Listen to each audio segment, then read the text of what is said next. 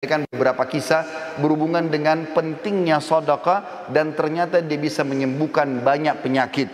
Di antaranya disebutkan bahwasanya atau beranjak daripada hadis Nabi SAW, dengarlah saudaraku seiman yang masih punya penyakit kronis, yang sudah bertahun-tahun tidak sembuh penyakitnya, yang punya masalah tidak selesai-selesai, ribut dalam rumah tangga, anaknya sakit, pekerjaannya tidak berkembang, apa saja. Sabda Nabi SAW yang masyhur dalam hadis sahih riwayat Al-Baihaqi, dawu mardakum bis sadaqah wa hassinu amwalakum biz zakah wa iddu lil bala'i du'a. Obatilah orang-orang yang sakit di antara kalian dengan sedekah, bentengilah harta kalian dengan zakat, dan siapkanlah untuk menghadapi musibah dengan doa-doa.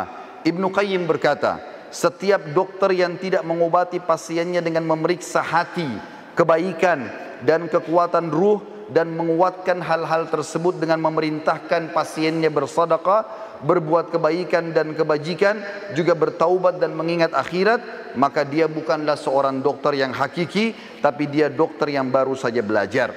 Disebutkan dalam sebuah kisah bahwasanya seseorang datang kepada Abdullah bin Mubarak. Dia mengatakan, hai Abdullah bin Mubarak, seorang ulama tabi'in, lututku telah mengeluarkan nanas selama 7 tahun. Aku sudah coba berobat di sana sini tapi tidak pernah sembuh. Maka Abdullah bin Mubarak mengatakan, keluarkan harta terbaikmu, lalu alirkanlah air untuk muslimin, gali sumur, maka aku berharap dengan itu Allah menyembuhkan penyakitmu. Orang itu pun melakukan, maka sembuhlah lukanya seketika pada saat itu.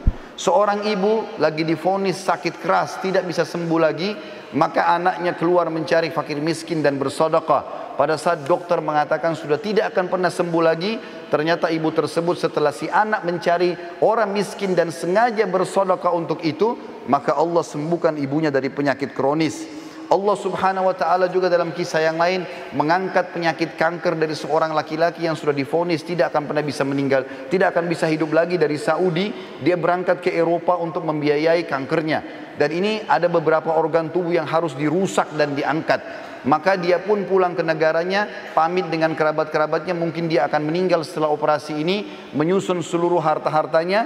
Pada saat dia menuju ke bandara, ditemukan ada satu orang miskin di pinggir jalan. Lalu dia pun memberikan harta yang terbaiknya pada saat itu. Setelah dia tanya, ternyata ada seorang ibu yang mengumpulkan tulang-tulang bekas makanan orang di pinggir jalan. Ditanya, kenapa anda kumpulkan tulang-tulang ini ibu? Dia mengatakan, karena saya ingin memasak buat anak saya yang sudah berapa hari tidak makan. Maka dia pun memberikan harta terbaiknya sekitar 5.000 real pada saat itu. Lalu dia pergi berangkat ke Eropa dengan tidak berpikir kalau sedekah itu bisa membantunya. Begitu tiba di rumah sakit, maka dokter semuanya mengatakan, kamu sudah berobat kemana? Kenapa tiba-tiba kankermu sudah tidak ada? Apa kau permainkan kami?